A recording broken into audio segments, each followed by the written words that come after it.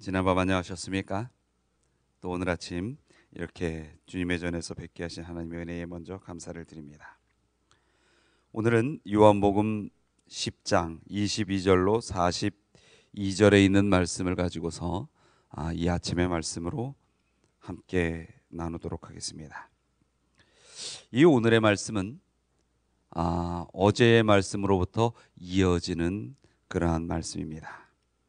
어제 우리는 이 요한복음 10장 1절로부터 21절에 있는 말씀을 살펴보면서 뭐에 대해서 보았죠? 선한 목자에 대한 말씀을 보았습니다. 이제 22절에 예루살렘에 수전절이 이르렀다라고 이야기를 합니다. 그런데 이때는 겨울이라. 보통 이 유대 지방의 겨울은요, 이 12월부터 2월 중순 그때를 주로 이 겨울의 때다라고 이야기를 합니다. 어제 수전절이 무엇인지는 이제 어느 정도 설명을 드렸어요. 수리아의 왕 이 안티오쿠스 에피파네스가 이 예루살렘을 침공해서 정복을 하게 됩니다. 그것이 약 기원전 이 1600년대의 일이었어요. 그리고 그가 성전을 더럽힙니다. 그 중에 아주 이 안티오쿠스 에피파네스가 그 성전을 더럽힌 이 여러 가지 그 모습들 중에 하나가 무엇이었냐면 이 제사를 드리는데 제물을 돼지를 썼어요. 그리고 그 돼지고기를 그 하나님의 백성들에게 먹게 하였습니다. 이제 그런 일을 통하여 정말로 이 하나님께서 하지 말라 하는 것을 하나님의 성전을 향하여 함으로 인하여 하나님의 법보다 자신의 의지가 더 강하고 앞선다라는 것을 보여준 것입니다. 그런데 이렇게 하던 것을 이제 그 유다의 마카비가 이제 특별한 그 게릴라전을 써가지고 이 안티오쿠스 에피파네스의 세력들을 몰아내고 성전을 다시 재건을 합니다. 근데 이것이 성전 재건에 대한 기록은 성경에 나오지 않아요. 이것이 이제 말라기 이후에 그 마태복음까지 있었던 그 성서 중간사라는 역사의 부분이 있습니다. 그때 있었던 부분으로 이것이 성경에 기록되지는 않습니다. 그런데 이 수전절을 예수님께서 그 성전에서 함께 증거하시고 지키심으로 인하여 이때에 있었던 성전의 정결에 대한 의미를 예수님께서 인정하시는 모습을 우리는 이해할 수가 있는 것입니다. 예수님께서는요,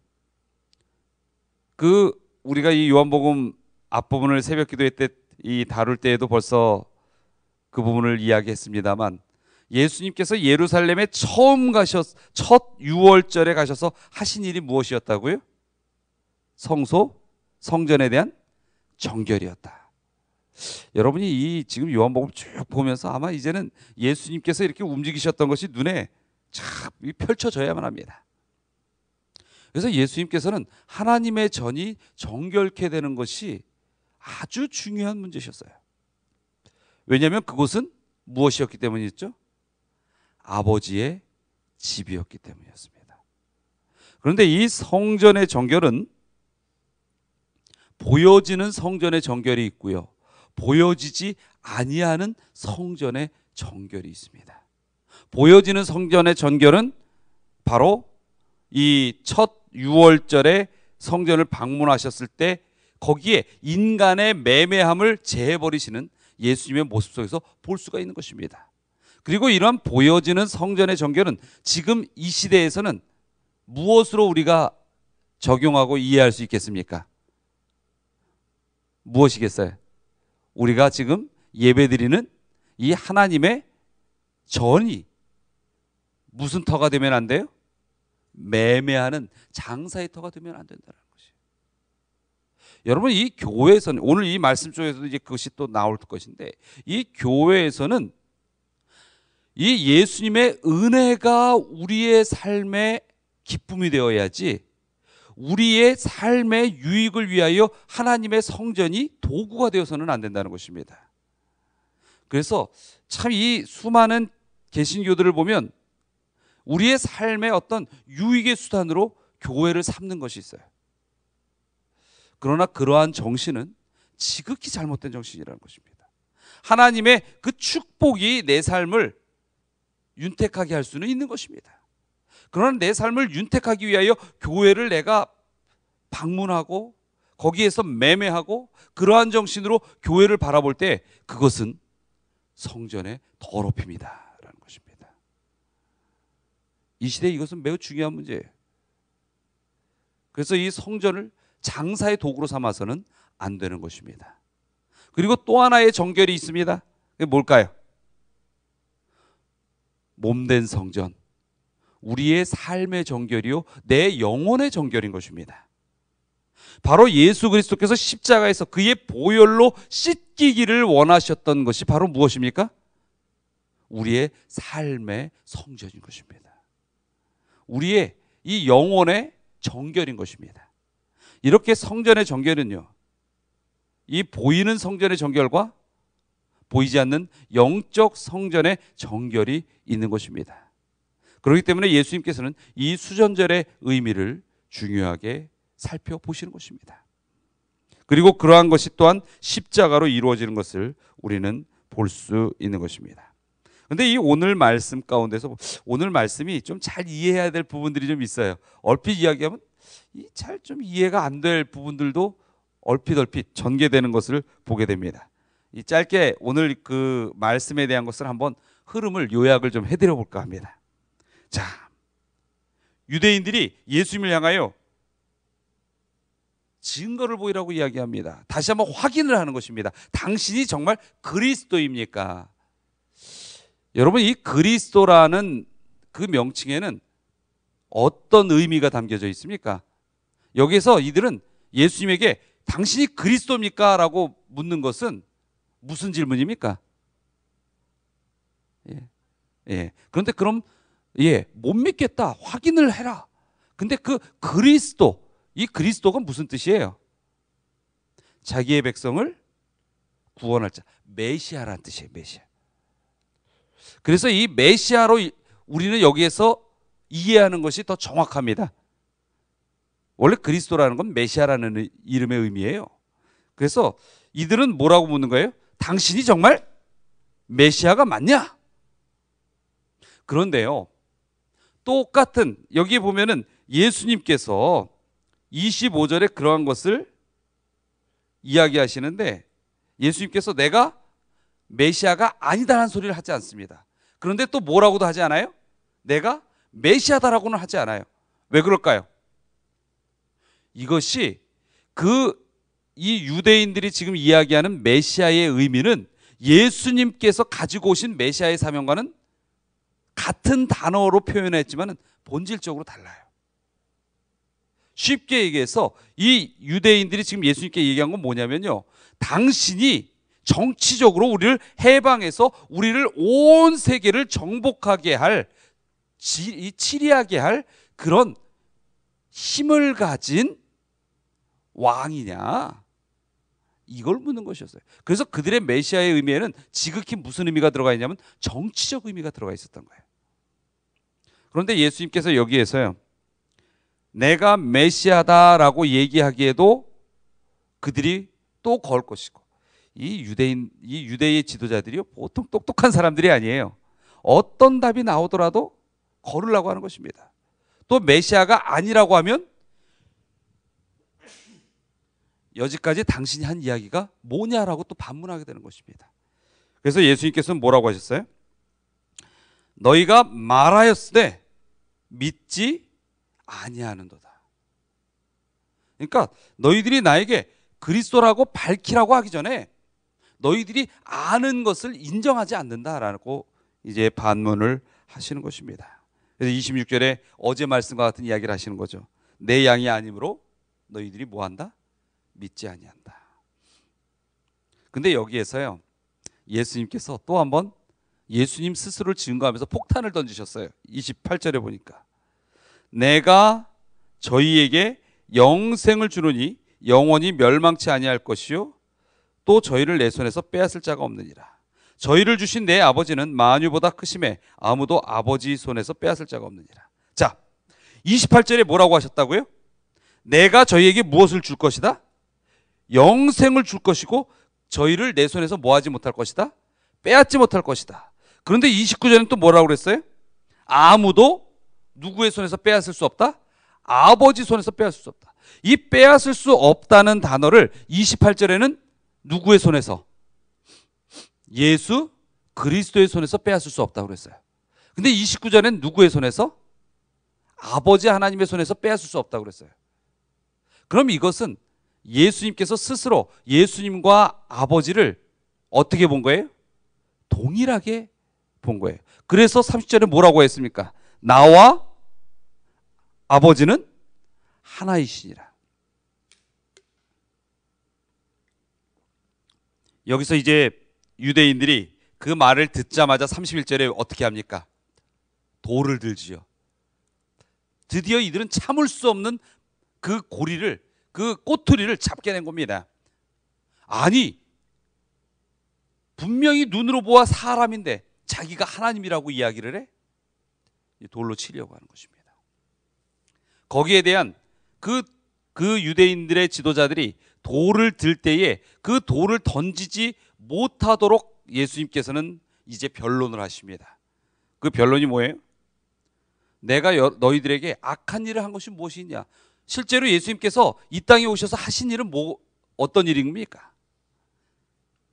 성경을 이해하도록 해석하고 천국의 기별을 주고 아픈 자를 고쳐주고, 그렇죠? 마음 상한 자를 위로하고.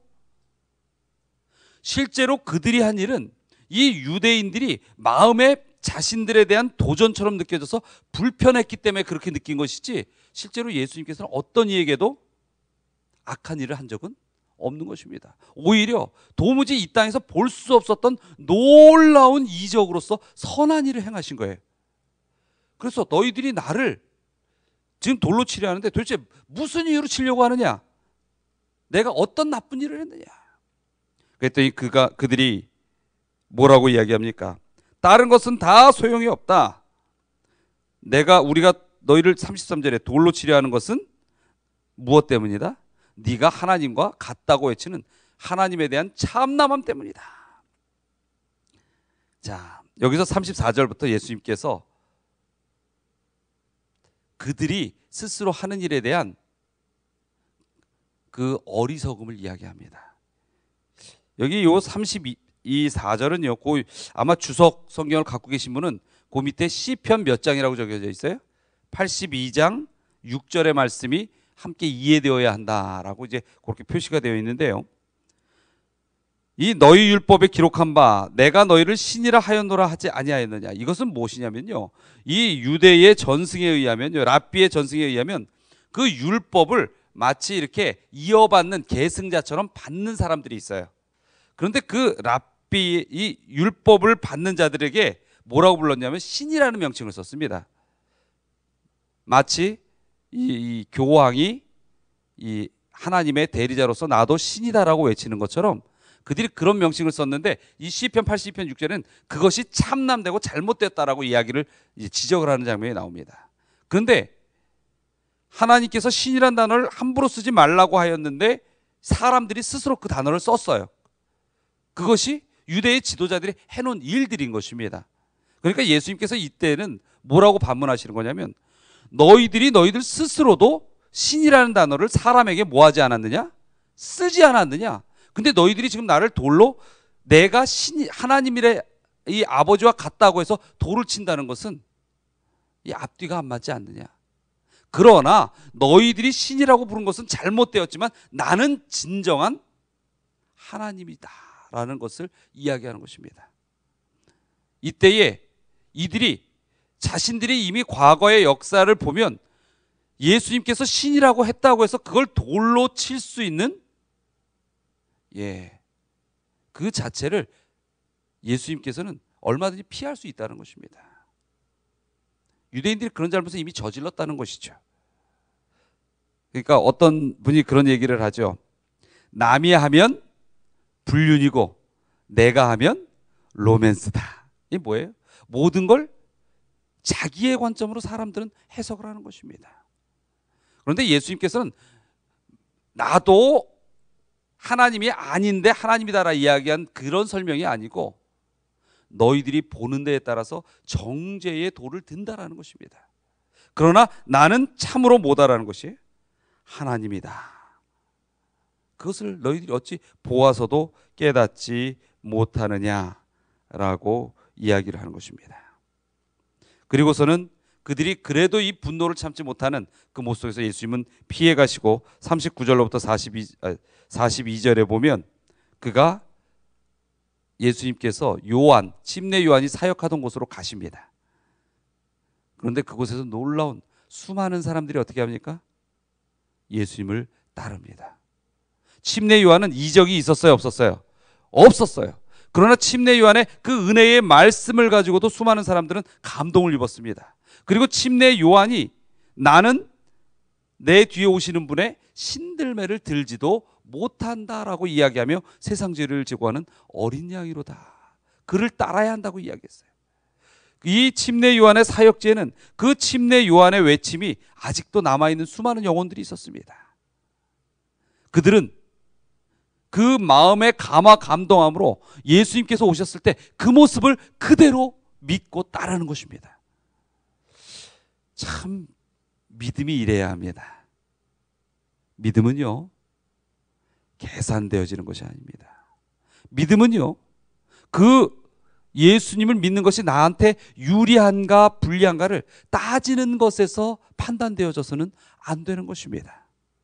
믿음은 이토록 이 요한이 선교하던 지역에 있었던 수많은 백성들처럼 내 마음에 찾아오시는 예수님 그 사랑이 나를 이끄는 내 마음속에 있는 믿음이 되어야 한다는 것입니다. 여러분, 우리의 믿음이 좀 더 단순해질 필요가 있습니다. 있는 그대로를 믿고 그 안에 우리가 사랑으로 무릎 꿇는 모습이 필요해야 할 것입니다. 그런데 오늘 말씀 가운데서 특별히 우리는 눈여겨보아야 할 절이 있습니다. 28절의 말씀입니다. 우리가 다 같이 한번 읽어보도록 하겠습니다. 내가 저희에게 시작. 내가 저희에게 영생을 주노니 영원히 멸망치 아니할 터이요 또 저희를 내 손에서 빼앗을 자가 없느니라. 여러분, 정말로 예수님께서 이루신 구원의 역사가 이것입니다. 여기에서요, 내가 저희에게 영생을 주노니, 여기서 내가 주노니, 이 표현은요, 이것은 현재형의 시제를 가지고 표현한 것이에요. 그래서 이걸 다시 이야기하면 뭐예요? 내가 지금 뭐하니? 주노니라는 것입니다. 여러분, 예수님께서 주시는 영생의 선물은요, 이렇게 이야기되어지지 않습니다. 내가 너희들이 잘 나를 믿기만 하면 내가 앞으로 너에게 영생을 줄 것이다. 미래 가정형으로 기록되지 않습니다. 예수님께서는 내가 지금 너에게 영생을 뭐하니? 주노니. 여러분의 믿음이 지금의 확신을 주님께서는 주시고자 원하신다는 것을 우리는 깨달아야 할 것입니다. 그런데 예수님께서 주시는 영생을 어떻게 한다고 했어요? 저희를 내 손에서 빼앗을 자가 있다 없다요? 없다. 누구도요? 사단도 이 범주에 속하는 것입니다.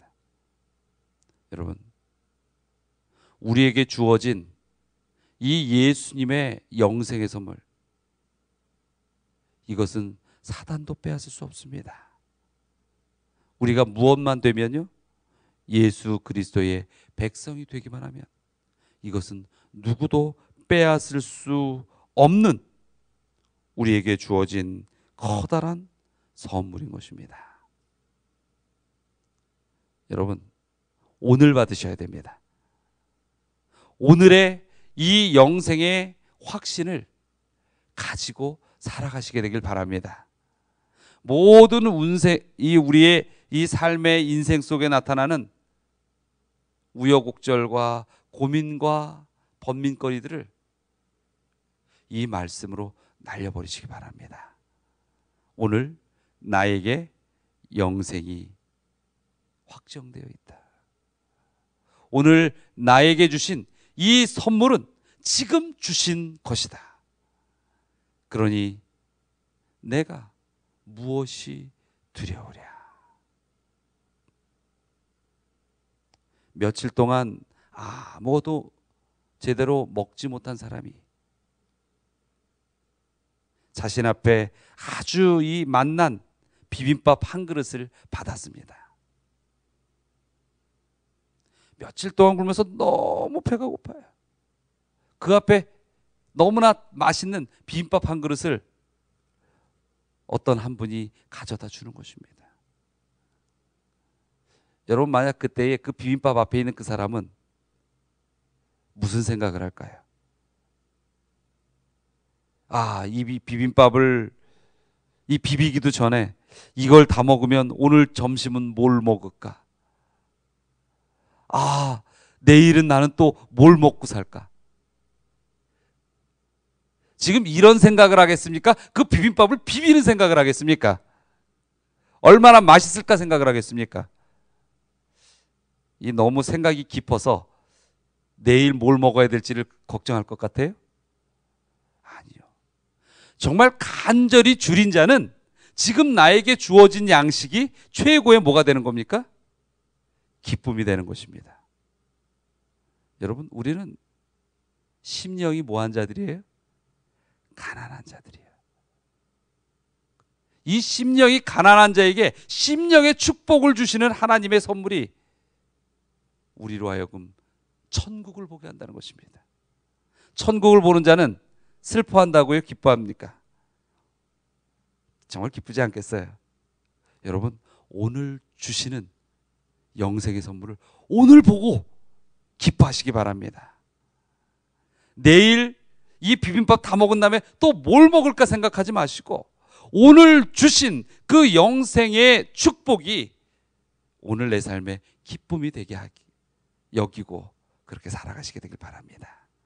아무쪼록 예수님께서 우리가 받은 선물로 인하여 기뻐하시는 모습을 또 보고 더 기뻐하실 수 있도록 그런 승리의 삶을 사시길 바라면서 오늘 말씀을 마치도록 하겠습니다.